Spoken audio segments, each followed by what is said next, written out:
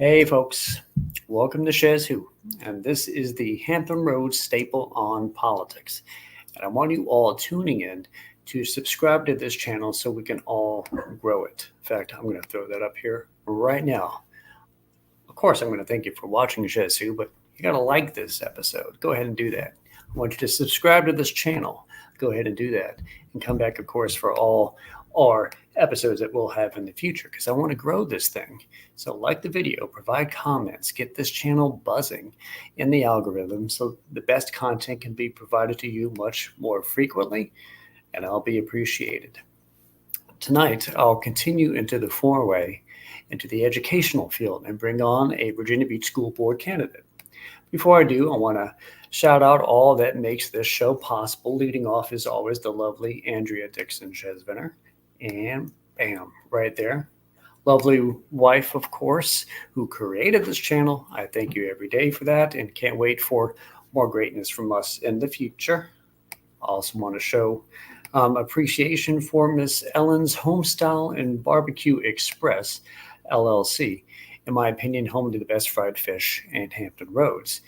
It's another great establishment right across from Regent University in Virginia Beach at University Shops and in Portsmouth on Portsmouth Boulevard. In fact, that address is right there on that picture. Get you some of the finest smack your grandmother good fried fish and sides and come back and watch SchezzWho. I also want to shout out Seiko Varner over at Positive Vibes Incorporated. He's an entertainment and consulting services specialist. He does credit fixes. He does tax resolutions. He lends private money. He does debt consolidation. So make sure you reach out to Positive Vibes Financial at gmail.com and reach out via phone 2757-932-0177. Also want to wish a happy belated 30th birthday to my youngest brother, Kevin, who unfortunately I did not provide a photo of tonight. He welcomed William less than a year ago into his awesome family. And with those three kids, he and his tremendous wife, Faith, are safely out of danger from J.D. Vance's weird purge on childless families. Speaking of families in the Virginia Beach area, ones with kids who are about to use the school system, I want to bring on my guest tonight, Matt Cummings. He's running for Virginia Beach School Board's new 7th District seat. So welcome to the show, Mr. Matt. How are you tonight? Hey, I'm doing great. How are you doing? Sounds like you're doing good. Got good food before you. Got, your partner helping you lead the way with the channel. I just celebrated 19 years of marriage yesterday. And so definitely know how great it is to find someone to journey along life with. So I'm doing fantastic. Because the journey is less arduous when you have a great partner. Yeah, I mean, life is a beautiful thing when you find the person that you love and you get to explore life together. And so for 19 years, I've been doing it, and it's just been a great journey. So yeah, thanks for having me on the show today. Well, thank you for coming on. I do want to join what you said. Yesterday was the anniversary, if I recall. Did you do anything special? Yeah, so we were actually in D.C. We went out with the kids up to see Green Day and Smashing Pumpkins on the 29th. And then we went to yesterday, we went to the Holocaust Museum and the International Spy Museum and just, took time just to study, learn new things. Did you say International Spy Museum? Yeah, the International Spy Museum. I will admit, I'm a fan of intrigue. I like watching those movies and been to D.C. to see a lot of museums twice in my life. I've never heard of the Spy Museum. Yeah, so this one, unfortunately, it's not like the Smithsonian, so you do have to pay to get in, which is a little bit of a bummer. But it's interesting. It's definitely interesting. They walk you through gadgets that people have used over the course of time. They walk you through assets. There's a great story in there about folks that switched from being terrorists to assets for the CIA, and walked you through just some of the different methods that they had, famous different assassinations.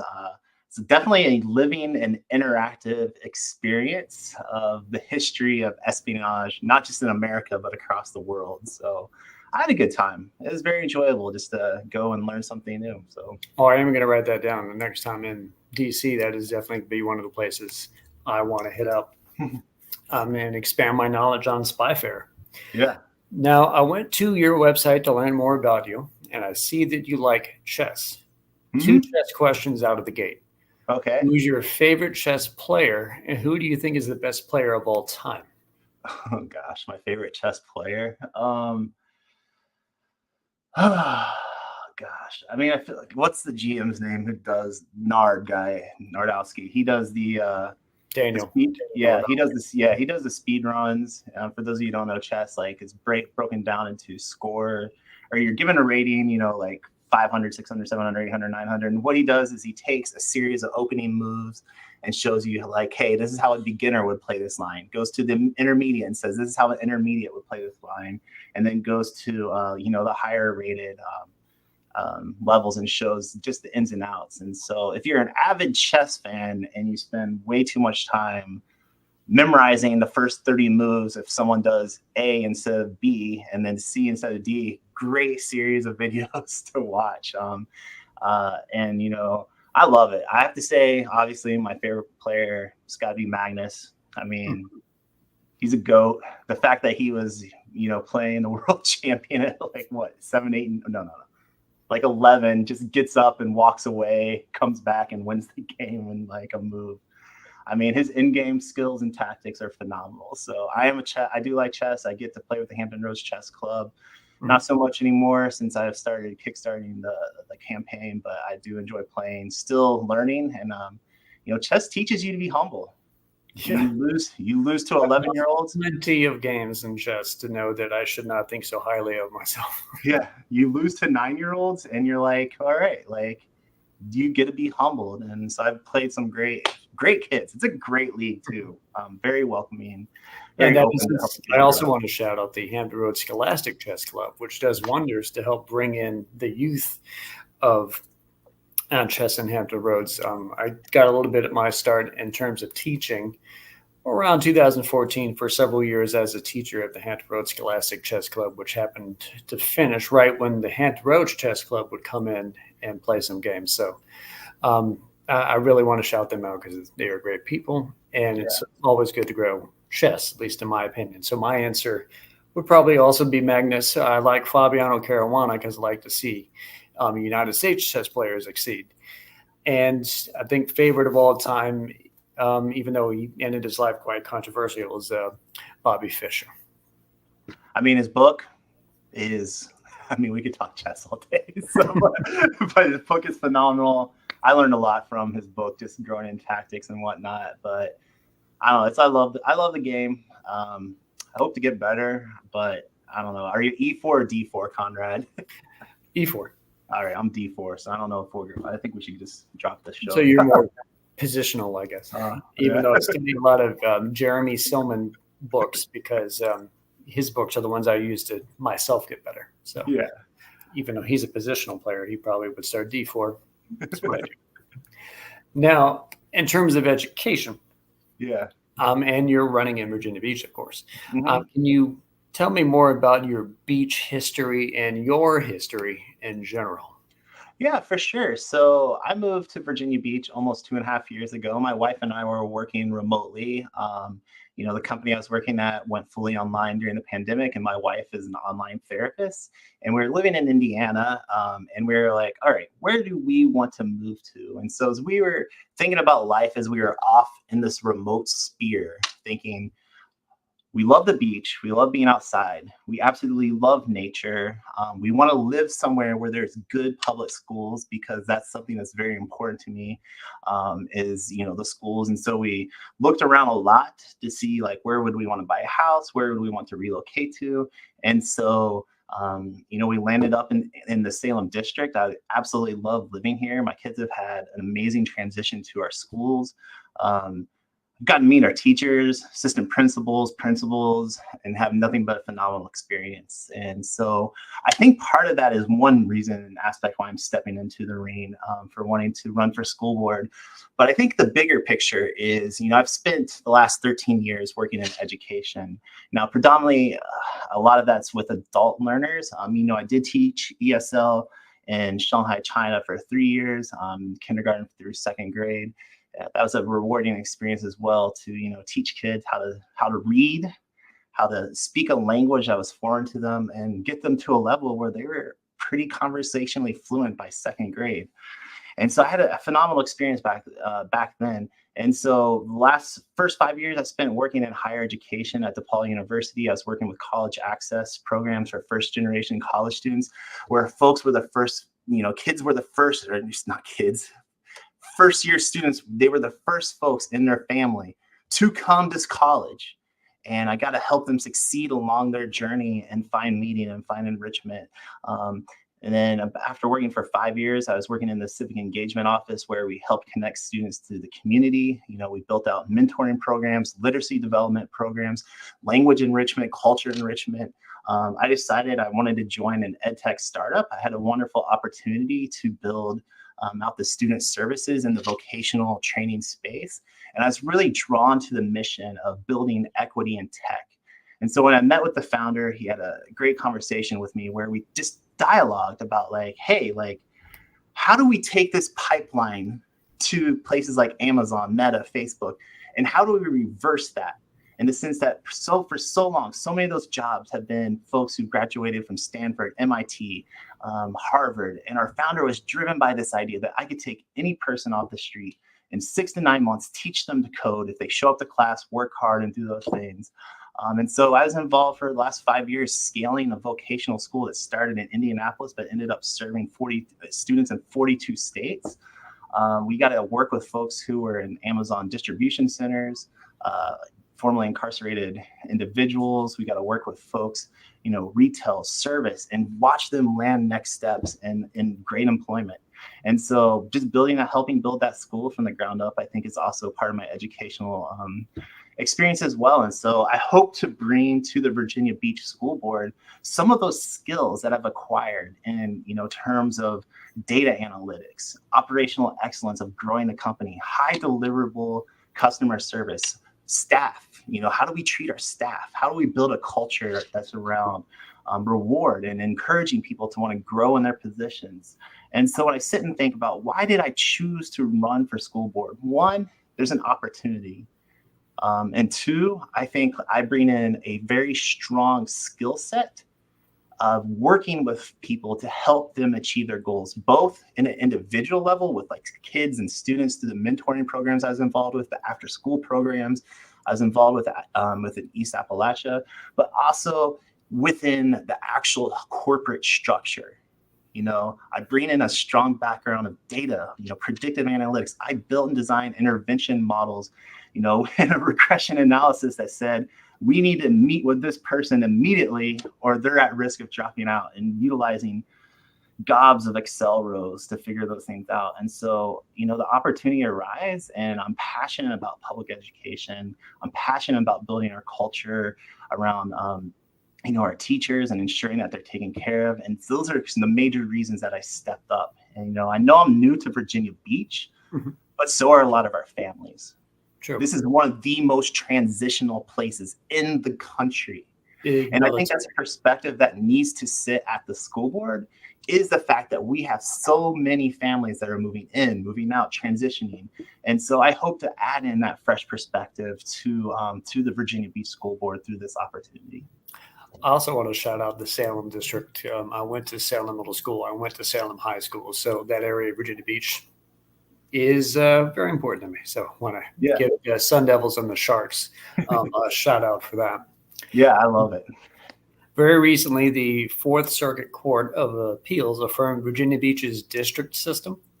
You're running for the 7th seat. So what are your thoughts on that ruling and district system parlaying into school board? I think districts, at the end of the day, people want to be able to have representation at the seat of the table, right? And so from my perspective, if you look across the country, if you look at how school boards are mostly formed, they're mostly district-based systems. When I ran for office the first time in county council, I wasn't in that large seat. It was a district-based seat. And I think that is more of a fair way to ensure that you have representation, adequate representation from the variety communities within Virginia Beach. Yes, before there's, the candidate had to be chosen from the district and then every single person can vote for him. But I think when you think about like governmental structure, I think the idea, the foundation is essential that people have a voice in the issues that are around them. And I think a more localized approach to politics through district-based voting is a good thing. And then I also think having an at-large seat is also a good thing. Mm-hmm. And so I personally, I'm a fan of district-based voting and whatnot. So yeah, I think it's a great opportunity. I second how strong districts make representation on a local government level.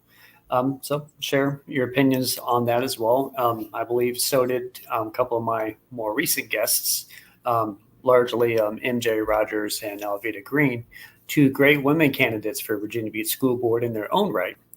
And assuming you get on board with them, you'll be able to make some important decisions for some 63,000 kids, 14,100 employees, over 86 schools, and a budget of about $1.2 billion. So, by chance, do you look at that $1.2 billion number? Are you thinking that's too low? Is that too high? Or is that just right given the relative year? You definitely have to look at, and I'm definitely going to quote my friend MJ who had on the show where she talked about the budget and the size of our budget versus the size of Chesapeake. And so budget has to be proportional to, the number of enrollments within a school. And I think that's the first thing. When I look at math, when I look at numbers, what is the actual cost per student? What is the cost per institution? And is this actually benchmarked with across, the state and across the country in line with best practices? Some folks would say that we are under budget within Virginia Beach, and some folks would say that you need to be more fiscally responsible with your dollars and how you use them. And I would actually say there's probably a bit of the mixture of both of those things within the elements. At the end of the day, we have to prioritize paying people money.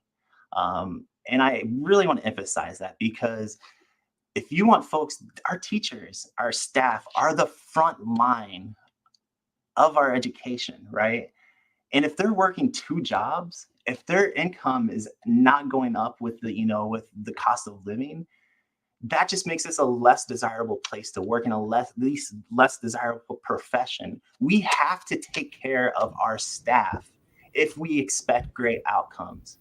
I mean, I feel like that is something that is proven in the Harvard Business Review when you read about, what's his name? The guy from Square, right? Who set a minimum wage of $74,000 for his employees. I don't know what that magic number is for Virginia Beach. It wasn't Square. But regardless, I know who you're referring to. I just don't remember the business. So. Yeah. But I'm not saying that's a magic number for Virginia Beach, but I do think that is a question that we have to figure out. And I think we have to be realistic. If we expect our regional economy to grow, because we all have read the article in the pilot that said more and more young professionals are leaving this area. If we expect this economy to regionally grow, we have to invest in education. We have to invest in people. We have to invest in curriculum, and we have to invest, within the infrastructure as well. And that's how I approach the problem, is saying, are we in line benchmark-wise across the state? When we look at our neighbors, are we in the same line as well? It looks like we're not with, when we look at the cost per student with some of our neighboring cities. And so that's something that I think that needs to be hit on the nail head. We have to have fiscal responsibility. And so I want to know where my dollars and cents are going. But we also have to think through, like, all right, we've identified inefficiencies, but how do we actually grow as a company to meet the demands of our regional workforce, but also to grow our kids to their next steps? Yeah, I'd second that because I wouldn't want to limit the vision of fiscal responsibility to only keeping a budget low, because things that you spend with your budget have got to be spent wisely, in which case you have employees who their service is education that needs to be spent well on them. And as I was, trying to formulate some research going into this interview, I found a tweet back when it was Twitter and not X. Please stop saying that we need to increase teacher salaries in order to recruit the best and the brightest, as if the best and the brightest are not currently teaching. We need to increase teacher salaries because those currently teaching deserve it and earn it. Mm-hmm. And that, I would say, that lays it down the line. And that is fiscal responsibility, is being responsible to the people that you hire. Yeah. When you invest in great people, and I got to do this as a leader, as someone who's hired teams and led high performing teams, and I'm talking like high performers, top performers, as someone who's built out those structures, when you invest in your people, you can expect great outcomes. But when you also, just let things slide or don't invest in things, when you constantly put more, stipulations on folks as well, I think that doesn't create a culture of reward and hard work. And so I think that's something that we have to have a realistic conversation about. I look at this, I was talking to a teacher on my kickball team, and he's just telling me about like how he's only, the amount of raise he's gotten over the last 10 years of teaching, was somewhere around $10,000. And so as I sit there and think about that, like no corporate business is going to expect, $10,000 over 10 years. Majority of companies are going to look at like cost of living, 3 to 5% index raises, things like that, to ensure that they're going to benchmark with competitors as well. And we have to invest in people if we want to expect great outcomes. And I think that's one of the heartful things that I have, is that when I look at my teachers, when I show up to my kids' meetings at Salem, at ROFO, and my kids were there, like every single one of my teachers knew my kid. They had great things to say. They had encouragement to say, but they also had some constructive, ways for my kid to grow. But they were passionate about the success and the investment of my kid. And like, we got to get to a culture where we see teaching, where our kids are spending 180 days a year, 9 to 3, 8 to 2. We have to see that as a very high functional part of society. And that's why one of the things I'm passionate about is like, how do we figure out that structure in Virginia Beach and make that a model to this state, but also a model to this country? And that's something I'm passionate about, is if we build great people, we can expect great learning and great outcomes. Just to follow up from Eagle Eye, Dan Price issued an additional increase of $10,000 to all employees in the Boise office, with salaries increasing every year until 2023, when it would reach $70,000. So maybe that is something to draw some inspiration from, not necessarily shoot exactly for that number, but just the idea. Like that.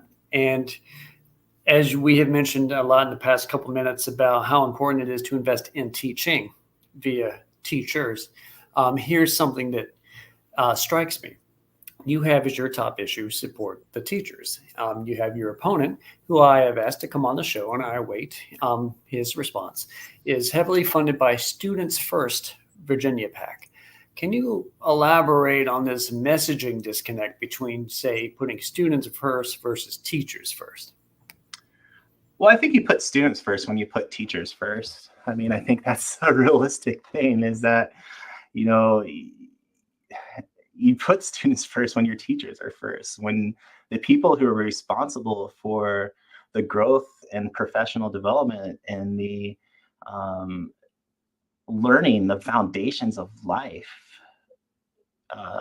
when they're compensated well, I mean, that puts your kid first. Like, I don't know about y'all, but I want the best people in front of my kid. And I see that day to day. I see great people, but I also see folks leaving this industry and leaving this this field who are phenomenal people due to, one, due to burnout, but two, due to needing more money or having to work 2 jobs. And so my opponent can say they can have the things that they want to believe are important to them, and that's fine. But for me, I think we put the students first when we put our teachers first as well. When you invest in the people, the students are invested in. Folks have beliefs and priorities. Personally, I've talked to, I don't know, I've knocked on 1,500 some doors. I've probably talked to like over 400 people now at this point in my cycle. I've hit up one entire precinct, 80% of 2 other precincts. I'm talking to people day in, day out. And almost every single person I talk to is, how do we better invest in education? And so for me, from what I hear from people, what I hear from our teachers, what I hear from our teacher associations, we have to start there. And I think when you invest in those people, that's putting our students first. That's putting my kids first. That's putting my neighbors' kids first. And that's what I think is important. And I think that there is more to investment in our teachers than just the idea of giving them raises. I also like the idea of increasing their voice, which is why I'm a strong proponent on a municipal level of collective bargaining rights for city employees, of which teachers would themselves be teachers, employees. For the city, the Virginia Beach Education Association is a proponent for it. Are you similarly a proponent to collective bargaining rights for city employees? For city employees, I mean, I definitely support collective bargaining. I support, folks' rights to organize and folks' rights to come together as workers to get to the levels of respect and to get to the levels of, community that they need. Our country has seen so many great things happen as a result of collective bargaining. We saw the establishment of a middle class. We saw the elimination of companies paying their employees in fake monopoly money to use at fake company stores with highly inflated prices. We've seen the increase of work and safety standards. When the people are organized and when people are working together for a common good, that's a great thing. And to be honest, that's actually it's not a left or right thing. If you talk to libertarian economists, like, this is core. People coming together to expect goodness in their work is a core component of capitalist theory, right? Like, you could just go and Google libertarian and union organizing. Like, it works hand in hand. And so I think that message has somehow gotten lost within so many folks, and they have misconstructions of like, what does an actual union look like? And what it is like people wanting to have good pay, good benefits, safety at work. My parents worked with United Coal, with the coal mine or with the miners, like, they saw firsthand company stores, script, coal miners paid in script. Like, that's not a good part of our country or a good part of our history.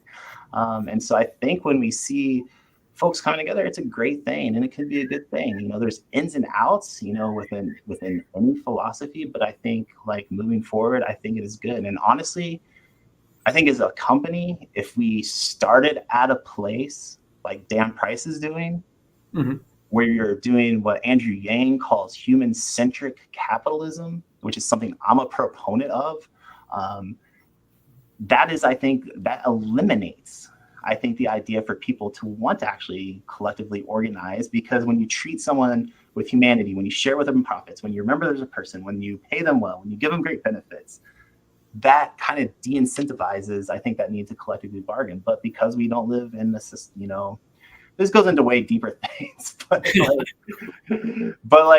from my fault, if you think about Hegel, right, like, things come as a thesis, antithesis, synthesis, right? Well, the thesis is this is what happened. We formed because of this, and this is why we exist. So, yeah, I want you especially to tune in tomorrow night as a spectator as I interview Mike Termat, who is the Libertarian vice presidential nominee.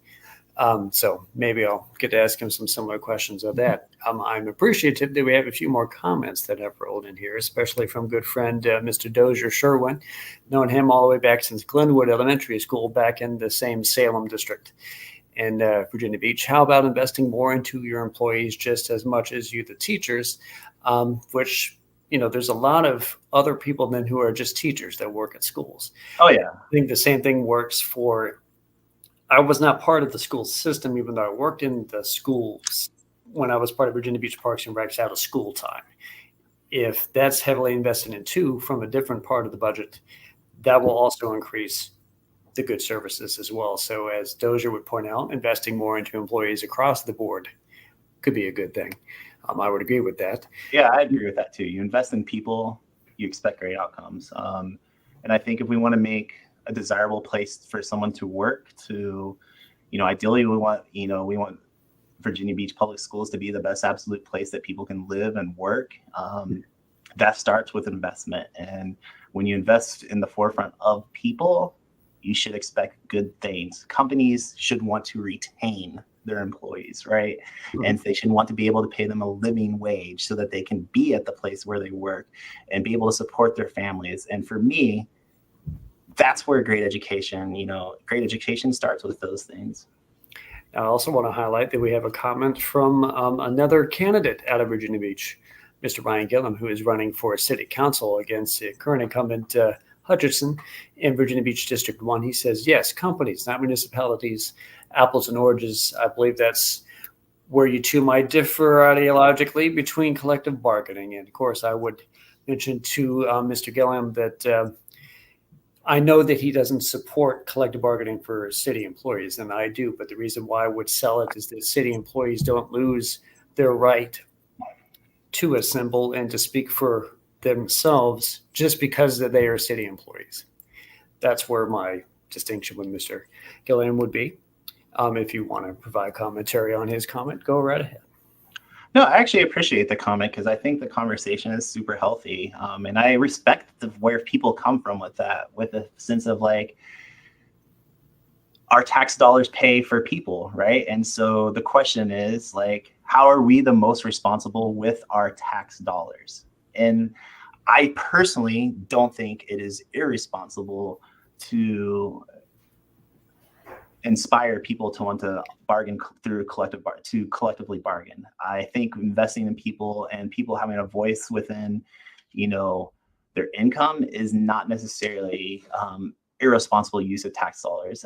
We could go in and out on what is irresponsible use of tax dollars. I'm not running for city council, so that's not going to be something I stand on, sit up and make a platform about. But I definitely hear I hear that perspective and I appreciate that perspective. I just think there's an ideological fundamental disagreement, which is okay. And I actually love talking to people about those types of things. Yeah. Now, I, in my vein to want to make the show great for everyone at Hampton Roads for Politics, I've also wanted to create a forum for Virginia Beach Mayor, Virginia Beach City Council, Virginia Beach School Board candidates, and one that I've sent out invitations to District 1. So Hutchinson and Gillum to come on and just perhaps we can have that conversation against people in real time to, get the impression of the lay of the land. I think Hutchinson he did provide one of his votes towards it. So maybe we can have a good quality discussion. So Mr. Ryan, if you're still watching, I'd like to have you on SchezzWho so we can discuss that a little later. Also want to shout out Elaine Lombardi for Matt for Virginia Beach School Board District 7, fully on board. You got yourself a fan. Thank you. Good to see you, Elaine. Good to see you. Thank you so much. And Mr. Chris Taylor, a current city councilman out of Virginia Beach who is running for mayor. Good evening. What is your vision for school modernization in Virginia Beach? Do you support PPEA approach to school modernization? I'd ask Christopher if you could unpack that question a little more. Yeah, it is pretty condensed, but maybe he can provide a little bit of his own opinion and then we can go from there. I'll throw it up on the screen. I would just be curious how they define like school modernization and support of PPEA. So, and Mr. Ryan's still watching because he said yes, he did vote for it. Perfect. Let's get you and David on, and we'll both discuss collective bargaining down the line. As I wait for perhaps Mr. Chris to reword how he means that question, I want to go to my next question, which is: you want strong music education, and first, why? Second, is there a threat to broader music education? And third, why not chess in schools? Yeah, chess should always be in schools. I know, oh gosh, but you see my room, you see that I make music, obviously. And I think that like it's just unfortunate that music and creative arts is always the thing is always on the chopping block in the beginning. And for the kids that those classes matter for, those classes absolutely matter. And I say that in the sense that you talk to any band kid, you talk to the folks in the creative arts, that is their home. That is where they find meaning. That is how they develop a passion for learning. You know, I myself, I grew up in a rural town of 2,500 people. So when you hear, you know, the national folks talking about small, you know, growing up in small towns, I had 2 stoplights. I had a Dairy Queen. My first job was at 13 detasseling corn on the back of a tractor. I woke up at 3, 4 in the morning, rode that thing for 8 hours, picking tassels. All right. That's the bread and butter of how I was raised in a small town, detasseling corn and just trying to figure out my life. And I didn't really discover a love for education until I discovered a love for music. And, you know, for those folks and those youth that those things matter for, I think those things matter. Now, there's all this research that we can go into down the road that talks about how investment in music education helps people gain knowledge and attainment in STEM-based fields, how music opens up the brain to develop new forms of learning. And we could say that there's a scientific argument for early exposure to music and to the creative arts and those different things. And so I think that's actually a very compelling, you know, case. And, you know, one of the big objections that you see when we're having this discussion is like, well, enrollment doesn't fit it. There's not enough demand. And you have to take a step back and say, is there a more systemic issue here? Right? Like, are people not enrolled? Is there problems with the course scheduling? Is there not interest because we've divested, you know, too much money upfront from, you know, 3rd grade, 4th grade, 5th grade exposure?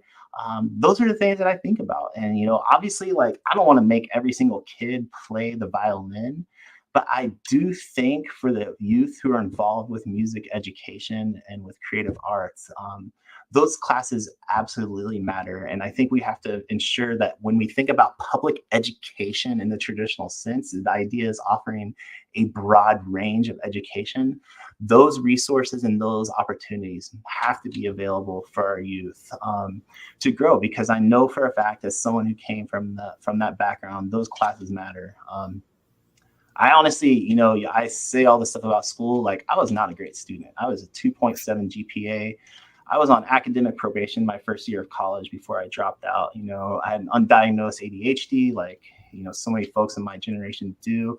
I had no passion for education, dropped out of college my first year, eventually came back at age 23, went to undergrad, went to grad, got 3.7 GPAs because I had a new unlocked passion and love for education. And so when I think about those things, I think about, like, this is what matters. And I want to make sure that we do have space for those classes and for that learning, for those students, for where it matters. And, you know, we have to have tough conversations, obviously, you know, if we're going to be responsible adults as a board. But I start from the lens of, this is an important endeavor that we need to have available for our youth. Now, Mr. Gillum did add some more comments. Yes, Mr. Hutcherson, councilman, did vote for it. And he says that if Hutcherson says that he is in, then Ryan would be in. And that would be great to have one of the first forums out of the gate here on SchezzWho for Virginia Beach's City Council District 1. And look at that. I'm already inspiring cross-party collaboration and communication. Precisely. You know, and I get to experience more of being a moderator. And maybe that's a great thing down the line as well. And current Councilman Taylor, running for mayor again, school board is responsible for CIP monies appropriated by city council. Our city has many schools that are in need of repair / renovation / replacement. What is your approach to school modernization that way? I need more unpacking of the definition of school modernization, just so I would correctly answer in the well, for instance, in District 1, where I had Alveda Green on recently, she would reference Betty F. Williams, which is a school that is fallen into pretty severe disrepair. Mm-hmm. some other schools in that district, I would imagine that as well, just because we don't have the great luxury of having an infinite amount of dollars, so we can't replace them every like 10 years and get in a new one. And since we're balancing 1.2 billion a year every year, and it's so hard to try to run on the idea, hey, I'm going to raise your taxes so I can get more school dollars in order to build more schools. That's not going to be very popular to run on the idea of increasing taxes to do that, but you still need to replace schools every, say, 20, 30 years. Princess Anne is a pretty old school that needs to be replaced. Kellam did recently finish theirs. That's a good example of it, but maybe it was too much cost overruns. That could be part of his idea as to what he mean by what is your impression on wanting to turn a lot more schools into newer versions of themselves? Yeah, that's kind of what I assumed. I just wanted to make sure that like we're on the same page, that like, you know, the terms are crossing the same pathway. Man, deferred maintenance, something I saw firsthand, costs money, right? And physical structures cost money. I wish there was a good answer. I really do. But if we're going to have an honest discussion about schools and investment, I mean, we have to get state government bought in. We have to get federal government bought in to reinvestment of major dollars into infrastructure. And I think that needs to be part of what we advocate for as a city, as a school board working together at the state level to say allocate funds for this, both at the state level and at the federal level. And I think that's how I'd first look at it, because at the end of the day, we're going to have buildings, and we're going to have buildings that work. And we're going to have buildings that, you know, have modernized technological uses, whether it's computer labs, whether it's creative spaces, whether it's 3D printers, whether it's recording studios. You know, we have to have, you know, when I think of like the Slover Library in Norfolk, right? Like, what a wonderful, beautiful, modernized educational spot where they have all these opportunities for people to engage with, you know, creative things, to explore. And so we have to have those opportunities. If we want people to tap into their entrepreneurial spirit, they have to have those avenues where they can engage in those things. And that costs money. And I think we're going to have a real conversation at the state and federal level, but we're also, as city policymakers, you know, I hope that Mr. Taylor is advocating like, hey, like, this is a real conversation. When we have infrastructure that has millions of dollars of deferred maintenance at cost, you know, or at millions of dollars of deferred maintenance, you know, that does have a negative impact on learning, has a negative impact on employee experience. And so those are things that I think we have to have conversations around, and then we have to communicate to stakeholders. And I think that's important. I think also, you know, I mean, I saw this all the time in Indiana. Can't give bids to the lowest bidder. All right. And we got to think, I don't know how it rolls in here every day. But I mean, I watch day in, day out, our roads construction getting redone to the lowest bidder. We have crooked lines on the roads, you know, and we have to have conversations about that. Like, who's doing the work? Is it up to quality standards? You know, or the folks doing the work being paid living wages? And those different pieces to ensure that we have quality up front with our investment. But also, you know, like, we got to look at, I mean, I could dive down the hole with this so super deep. Like, I've been on sustainability committees, you know, where you shut the lights off and all these different buildings. Like, there's options out there to recuperate taxpayer money, whether those are green initiatives, whether those are lights off initiatives, whether those are building reduction, you know, initiatives during downtimes. I would look forward a sustainable growth plan and how I'd address that. And I've sat on those committees. You know, I know how to sit and look at arms of data, and so that's how I go about this approach: is trying to identify where's cost saving efforts so that we can utilize those for the reinvestment in our infrastructure. I don't know, Chris, does that answer your question? I know you're watching out there. How do you feel about, you know, I'd love to see how cities, you know, how our folks are, especially working with the state. Hypothetically, you guys could be working together. Yeah. Now, Your third big issue is equity, and I want to tackle that a little bit. Mhm. Your thoughts first on the curriculum in Virginia Beach schools in relation to history. In relation to history, unpack that more for me, Conrad. From the state on down, we had a big pushback from the Youngkin administration towards CRT, which was something that was not in explicitly Virginia Beach schools, even though that there would be a push separately to bring in more equity-based education curriculums, history as well. What are your thoughts as someone who wants to be on that board? So yeah, it's always an interesting thought, isn't it? And I think it's interesting that this topic is so intense, and I think some folks have done some injustice to really hyperbolizing some of the things around there. But I also think some folks on the other side have also they've over indexed on the delivery of certain avenues as well. At the end of the day, we have to have an honest conversation about history. Um, what's the good we've done? America's a beautiful country. It's a great country. This country, in my opinion, has done some of the greatest things for human rights. When you look at across the world, I think we've done a great job. I mean, the spirit of innovation that anything is possible is enriched into so much of our DNA that like I have the ability to conquer the world's problems. I mean, I love that. I love that spirit of innovation, and I love the spirit of America that exists in the sense that like if something's not working, like let's come together and fix it. Like I love that about us, but we also have to have a conversation. What is the good? What's the bad? And how do we grow? Right? Like what's just like if we're not talking about Black Wall Street in Tulsa, Oklahoma in our books, like that's not a political issue. Like that was the Yeah, eradication. you shouldn't discover that on an HBO show called Watchmen. You should Yeah, you shouldn't already see learned it.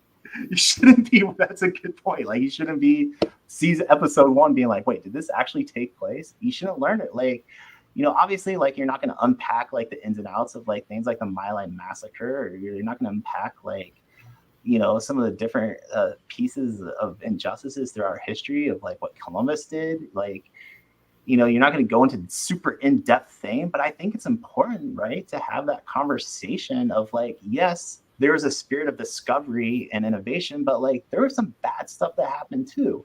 Mm-hmm. And if you're asking any leader in the corporate setting, right, like how do you grow as a company? You have to have honest conversations about the ins and the outs of how decisions and things get made in order to grow forward. And I think as, someone who loves history, as someone who, I was just in DC at the Holocaust Museum talking to my kids about this and just walking through and talking with them about like these incidents that happened almost, 80 years, 60, 70 years ago. And it is something that I think is important for us to talk about. And it shouldn't be, it has to be part of the conversation. And I don't think that's un-American. I don't think it's unpatriotic. I think a true patriot learns to ask deep questions and looks to find a solution forward. I mean, you can't Second. I definitely believe that was actually could increase your patriotism is to fully learn. Yeah. That way you can become better in the future. I mean, I love my country, right? Like, and I love the things that, yes, there's been bad stuff that's happened. And some people over-index on all the negative, and they get in this pit of everything's always wrong. And, I've lived in different places. I've seen enough of America to like see that like, yes, there's fundamental disagreements that we have. And, I'm always going to advocate for justice. And I'm always going to advocate for what's right. But I also think like I think there's something good that's happened in this country, and we have to keep moving forward with honest discussion. And that's kind of my approach to history, and that's kind of my approach. I think this topic is got to take the good and bad, learn from, and grow. That's why I want to throw this comment up from Mr. Taylor again. Many people in Virginia Beach do not even know our local history. Would you support Virginia Beach schools adding local Virginia Beach history to the curriculum of K-12? So I love that question. Yes, absolutely. I don't know the process of like, like approving curriculum, right? Like around like getting this in terms of state guidelines and whatnot. But like, what a fantastic question, because at the Yeah. end of the day, like, look at Fort Monroe. Like, what a pivotal spot of history. It's not in Virginia Beach, but right, it's in the Hampton It's Roads. nearby. Yeah. But like, what an amazing place, right? Like, Edgar Allan Poe was there. Booker T. Washington was there. It was a place of, It's where we unity. locked up Jefferson Davis. Yes, I mean, I was gonna get there, where we locked up Jefferson Davis and we got stared at. It's a place that stood for like Union liberation and like free folks. Like, this is a beautiful spot of history, and I'm sure there's even more places like that. Yeah, there's always the major places in this area as well. But I think it's good to incorporate local history so that where you're coming from. Um, as a state and as a city. I support that. And thanks for the shout out, Ms. Rita, for giving me some love. I look forward to working with you as well. Exactly. What are your original thoughts on the school to prison pipeline, what it is, and how to fix it? Conrad, I love these. Like, let's ask a question that requires 30 minutes of like dialogue.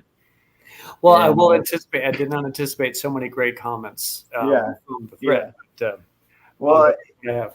Yeah, and just to take us, it's just funny that when we talk about history, how important it is to know the full story. We always see MLK quoted all the time, and I think it's important people really read the speeches and read the literature around MLK, specifically around his last speech, right around like the garbage truck workers and talking about the rights to organize, and that has to be part of the history of MLK alongside the "I Have a Dream" speeches as well.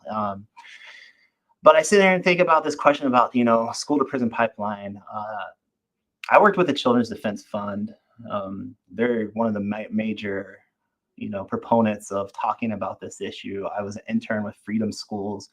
I went to the Children's Defense Fund conference in Cincinnati, Ohio, took students to it. It's a phenomenal experience where they unpack this issue. I had the opportunity to see Maya Angelou speak, read her poetry, and that is probably, when you think about experiences in your life that you will never forget, seeing Ms. Angelou read her poetry is truly a phenomenal experience. And when I sit and think about this issue of school to prison pipeline, it's heartbreaking, right? Like, Conrad, like, they built a predictive statistical model that said if you don't read at a certain level by third grade, your outputs are over indexed to landing up in prison, right? Like, think about that. Like, that's not the American dream. That's not good. Like, those are not the things. Now we can talk all day what it's going to take to get to the next steps. But we have to, I think when we talk about investment in people and investment in education, I think that's one avenue of how we cut this, prison or school to prison pipeline. Well, I would appreciate that the first step is that you acknowledge it and that you already work in statistics.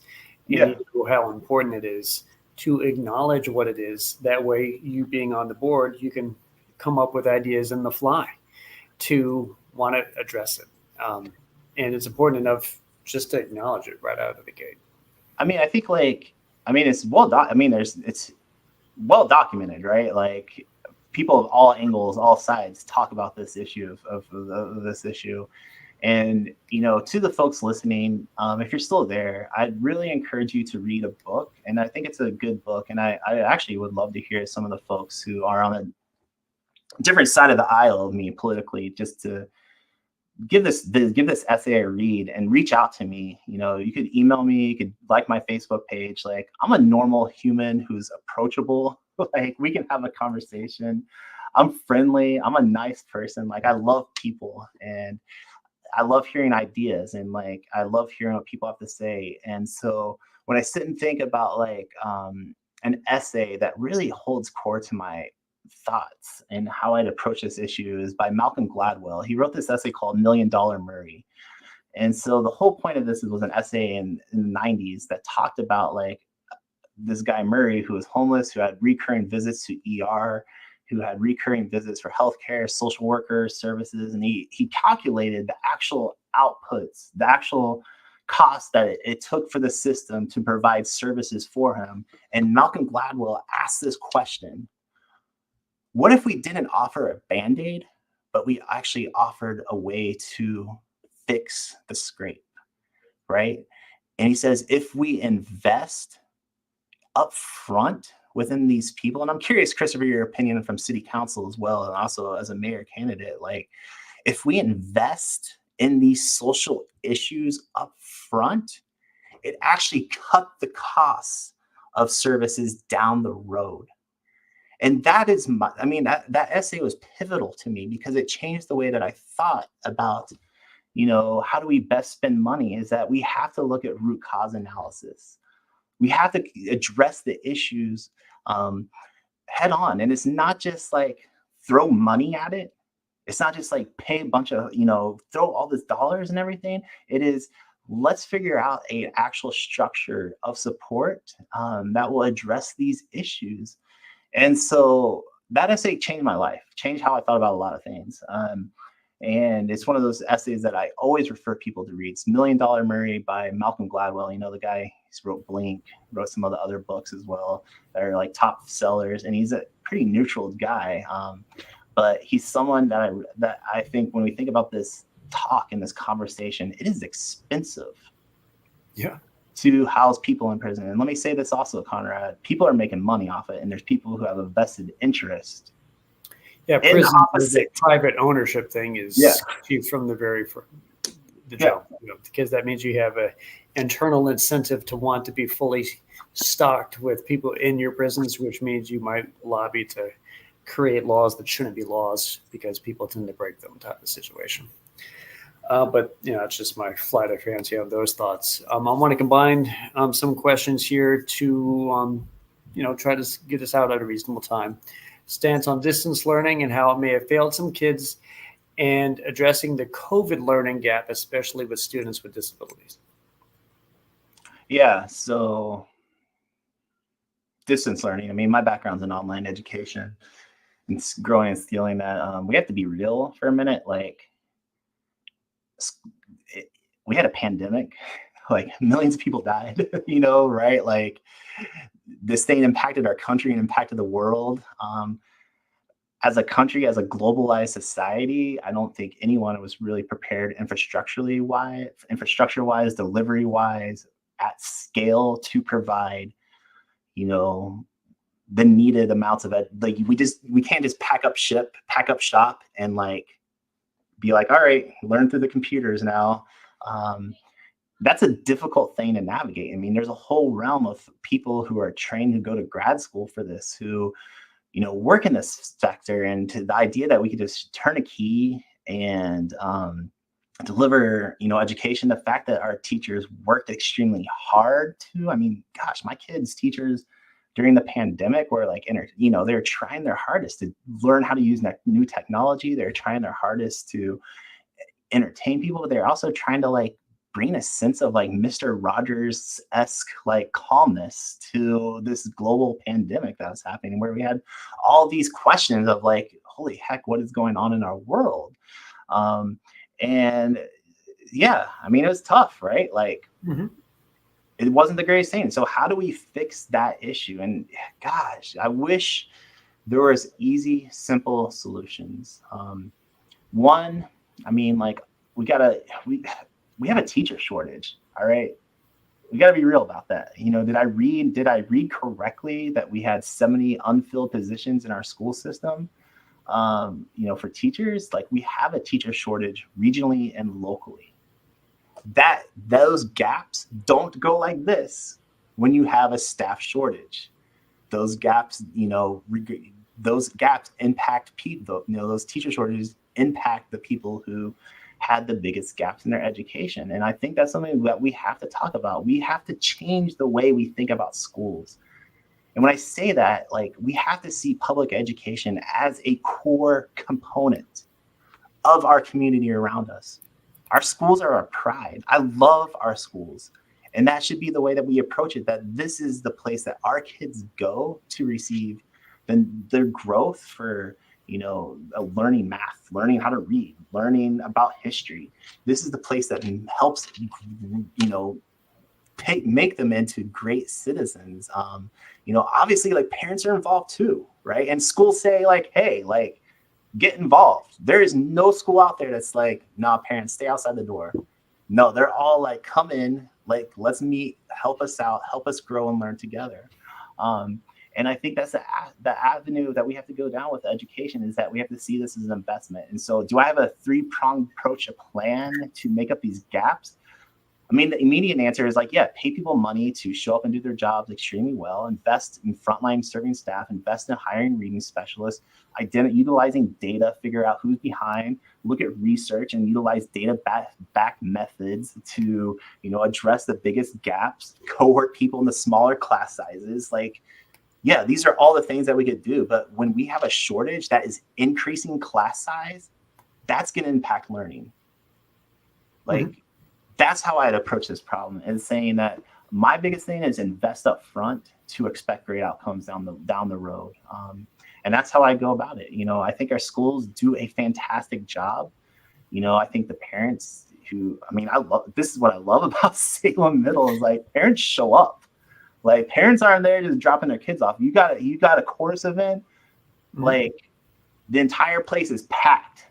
All right. Like, people are showing up, they're involved.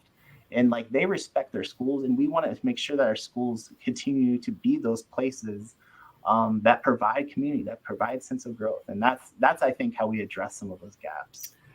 I want my last real topic-based question of the night, because we just crossed 1 hour of the show. Yeah. Is from Mr. Chris Taylor again. What would you implement in terms of policy regarding Renaissance Academy? Are there alternative uses for the building and an educational asset?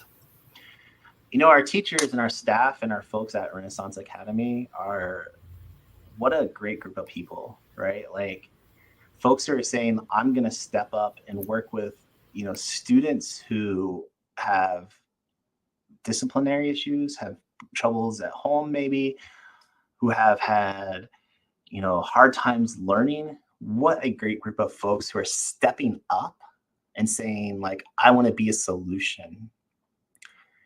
I mean, if you look at how to successfully, address some of these issues, it's all gonna fall down into smaller class sizes, smaller teacher to student ratios, and things like that. And so when we think about the academy, I think that's where I ultimately fall to, is like, let's look at our ratios, let's make sure our staff are taken care of, and let's also make sure that, like, this is a place where they can come and learn successfully. Like, I mean, you've got 2 kids who just got in a fight, say at one of our schools.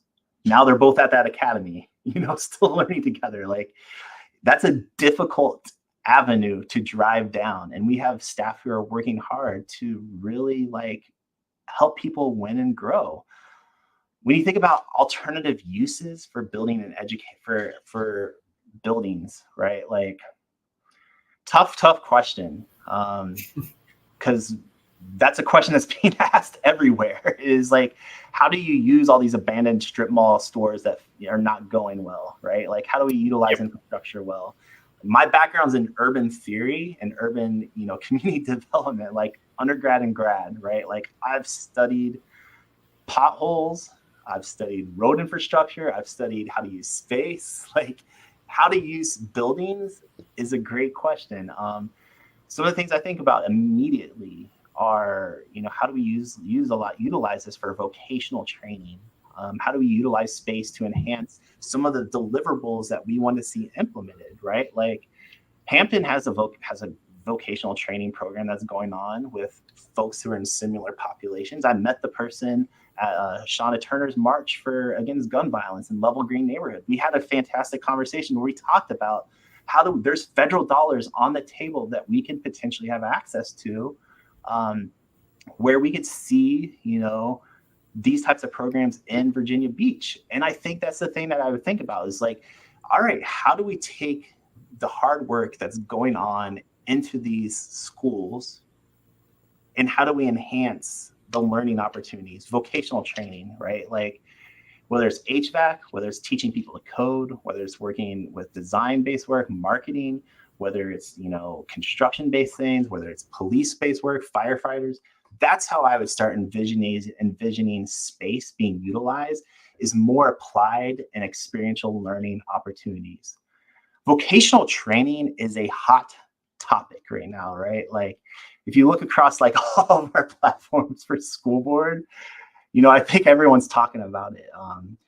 The kind of the joke is like, there's a lot of people talking from the policy perspective about vocational training, but all of them are sending their kids to private colleges. And I find that interesting at some points. I mean, I know it's a hyperbole, it's a humorous, but it's also interesting. But as the candidate who has expertise in vocational training, like someone who worked directly with distribution center workers, with folks who were incarcerated and taught and worked in a school structure, to help them gain meaningful skills to land jobs at, JP Morgan, Citibank, Meta, Insta, like Google. I know how to work with companies to build out that strategy, to build out curriculum, to meet hiring needs.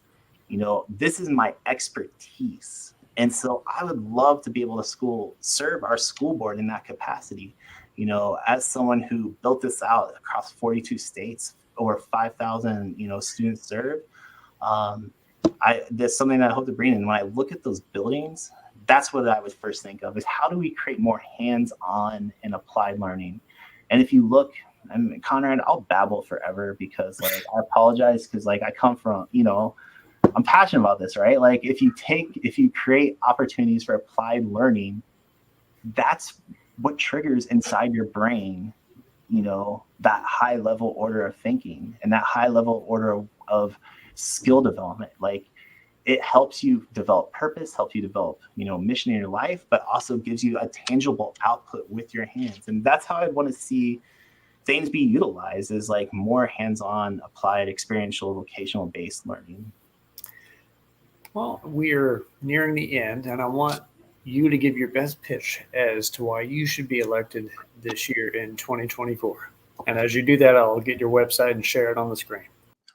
Yeah, thank you so much. And I appreciate all the folks coming on. It's nice to see people, ask questions, provide support, but also ask really good questions.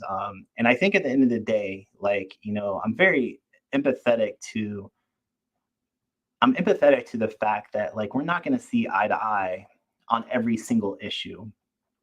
And that's okay. That's why I think that's one of the things that makes democracy a fantastic government system.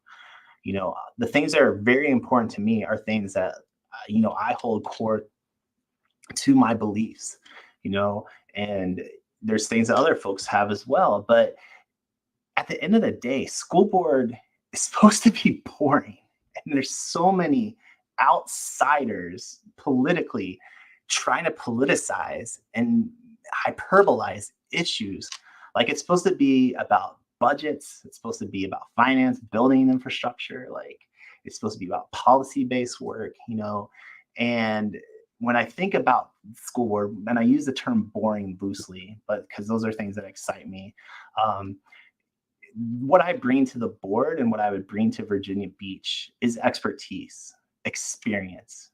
I bring those things in that I've helped organizations grow and scale.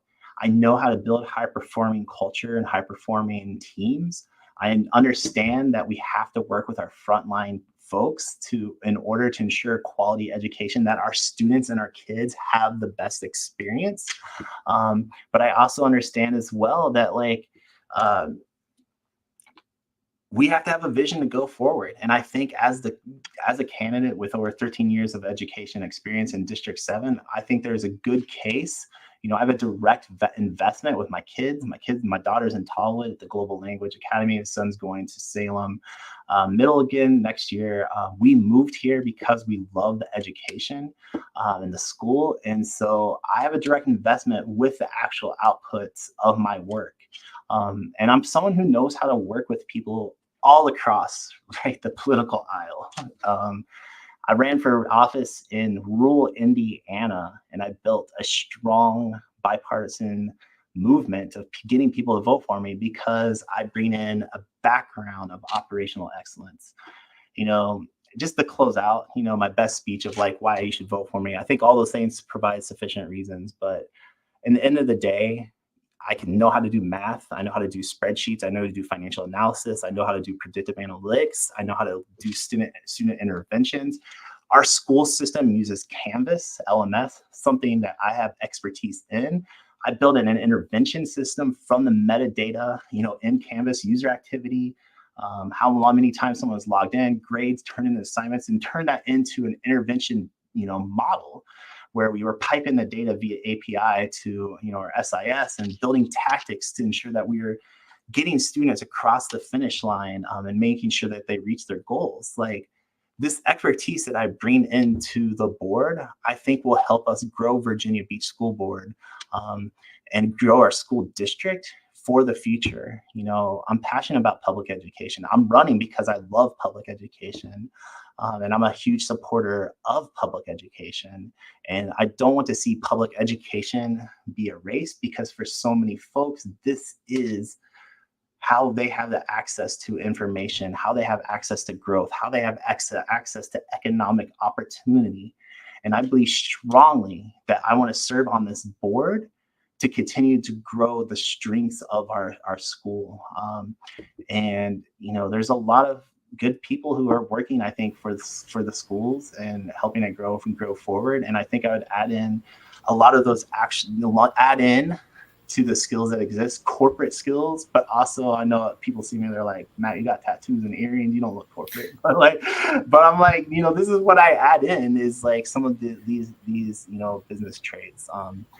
Also, Connor, just to close out, I love it. I love Virginia Beach. Mm-hmm. What a beautiful city. Like, my wife and I chose to relocate here for a reason. And there's, hundreds of folks who are relocating, thousands of people who are moving here each year, kids starting, coming. I would love to represent that perspective, as I think that's something that is unique to our city. And my plans are to continue to, be an advocate for here as well. So I think when people think about why they should vote for me, that's, I think, the case they should vote for me. Well, thank you so much, Mr. Matt Cummings, for joining the show. I wish you well the next couple of months and into November. Again, it means a lot that you want to come on and just talk about your passion and why you're running this November. And for those watching tonight, we'll see you around here at SchezzWho. For you folks at home, thanks for tuning in to SchezzWho. As always, tune in, especially tomorrow night at 8, because the Libertarian Party vice presidential candidate, Mike Termat, is going to join SchezzWho. And we can all enjoy a solid discussion on the 2024 presidential race with a national emphasis on the topic. So again, thank you, Mr. Matt, for coming on the show. I'll catch you guys all again.